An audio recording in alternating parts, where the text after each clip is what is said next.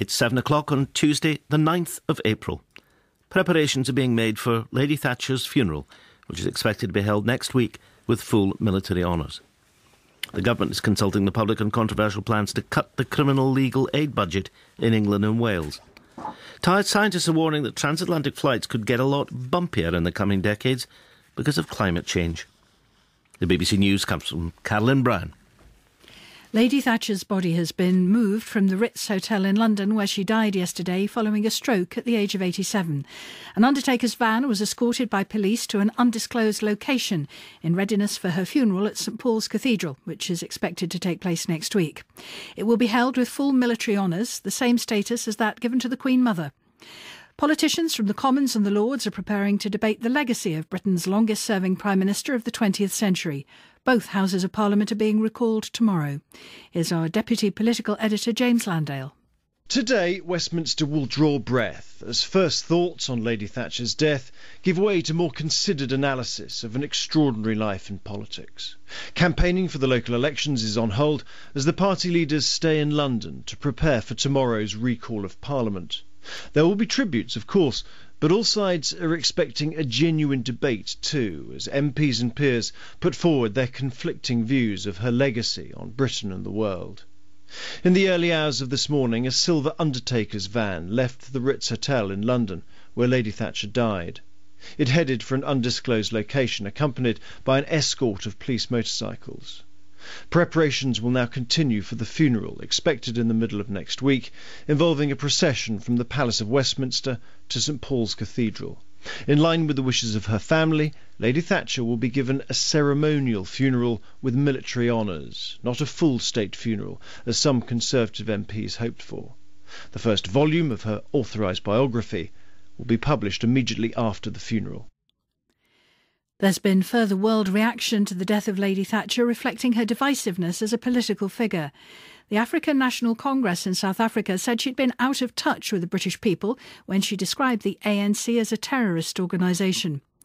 The former US President Bill Clinton called her an iconic stateswoman. The British Embassy in Washington will open a book of condolence later today to allow people to pay their respects. In an interview for this programme, the former US Secretary of State, Henry Kissinger, said Lady Thatcher made an enormous difference to world politics at a time when America was still reeling from the Vietnam War and Watergate. The appearance of a leader that confidently asserted a vision of the future and was willing to tackle the economic problems on the basis of an alternative theory had both a practical impact but also a psychological and moral impact on the period in which she lived. People on the Falkland Islands, where British troops sent by Margaret Thatcher defeated Argentine forces, praised her determination. For us here in the islands, of course, she will always be remembered for events of 31 years ago and sending the task force. I never had any doubt of the outcome, simply because there was an extremely strong, very high-principled leader in charge of the whole operation. She always will be the Iron Lady to us, and if it wasn't for her, I probably wouldn't be here today. Opponents of Lady Thatcher marked her death by gathering on the streets of Glasgow last night.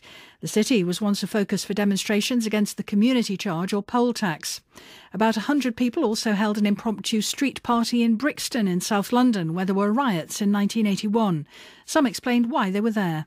That woman made my youth a misery. I think that she was to blame for most of the ills in society. I think it's a celebration around the world. Millions of people know she started a legacy, and that legacy was turning over public services and starting the greed for the bankers. And I think everyone knows it started in Britain. I'm here to celebrate with everyone else, just to say everything she stood for, I'm opposed to. The government is beginning a consultation on plans designed to save more than £200 million from the criminal legal aid budget in England and Wales. The announcement follows the introduction last week of measures to cut £350 million from the annual budget for civil cases. Our legal correspondent Clive Coleman reports. The proposals include removing legal aid from prisoners bringing complaints, stopping defendants with a disposable income in excess of £37,500 from automatically receiving legal aid, and reducing by 30% the amount spent on so-called VHCCs, the complex, very high-cost criminal cases that are small in number but which incur disproportionate cost. The consultation also paves the way for competitive tendering for legal aid work among law firms. The Law Society, which represents solicitors in England and Wales, describes that as potentially catastrophic. There are currently over 1,600 organisations providing legally aided services. The government wants fewer contracts and economies of scale. Comments posted on Twitter by Britain's first Youth Police and Crime Commissioner are being investigated by the force that employs her. Paris Brown, who's 17, wrote the messages before she was given the job of improving relations between Kent Police and young people. She's since apologised. Here's James Kelly. Paris Brown was aged between 14 and 16 when she posted a number of disparaging messages on Twitter about gay people, immigrants and travellers. They also referred to drug taking.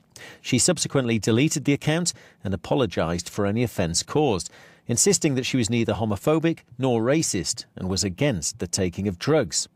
Kent's Police and Crime Commissioner Anne Barnes, who's paying a third of Miss Brown's £15,000 a year salary, said she didn't condone the nature of the messages, but said the teenager should stay in her job.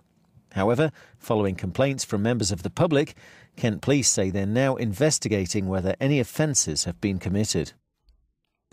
The NHS in England says some children's heart surgery will resume at Leeds General Infirmary tomorrow. Operations were stopped last month because of concerns about apparent high death rates, a decision which was criticised by some doctors and MPs who said the figures it was based on were incomplete. Kenya's fourth president, Uhuru Kenyatta, will be sworn in this morning at a ceremony in a sports stadium on the outskirts of Nairobi. Mr Kenyatta has been indicted by the International Criminal Court, accused of helping to orchestrate the violence that marred the election of 2007. He's denied the charges and has promised that his government will serve all the country's people.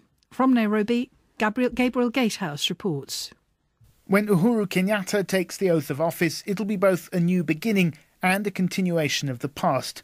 He's the first president to be elected under Kenya's new constitution, which, it's hoped, will put an end to the fierce tribalism that has bedevilled Kenyan politics. The fact that last month's poll passed off largely peacefully is perhaps a sign of its success. But Mr Kenyatta is also very much of the established order, the son of Kenya's founding father and one of the country's richest men. His challenge will be to persuade the nation that he will govern for all Kenyans and not just an ethnically based elite. Girl Guides have joined a campaign to persuade the Sun newspaper to stop publishing pictures of topless models on page 3. They say it's wrong that young women are treated as objects. A survey of more than 2,000 Girl Guides found that nearly 9 out of 10 backed the campaign. Scientists studying climate change are predicting that flights across the North Atlantic could run into more turbulence in the future. Researchers at Reading University say the change could lead to more expensive journeys as pilots are diverted around the worst areas. Our science correspondent Jonathan Amos explains. Being bounced around on a transatlantic flight is common enough now, but that seatbelt sign could be illuminated for much longer during a journey if computer modelling work led from Reading University correctly forecasts the future. Scientists say their simulations indicate the winds at altitude will not only get stronger, but will be prone to more of the instabilities in vertical air movement that are associated with turbulence. By the 2050s, the average strength of transatlantic turbulence could increase by between 10 and 40%. The team stressed that flying is not about to become more dangerous, although a few more nerves may fray and a few more drinks may get spilled. Jonathan Amos reporting. 9 minutes past 7.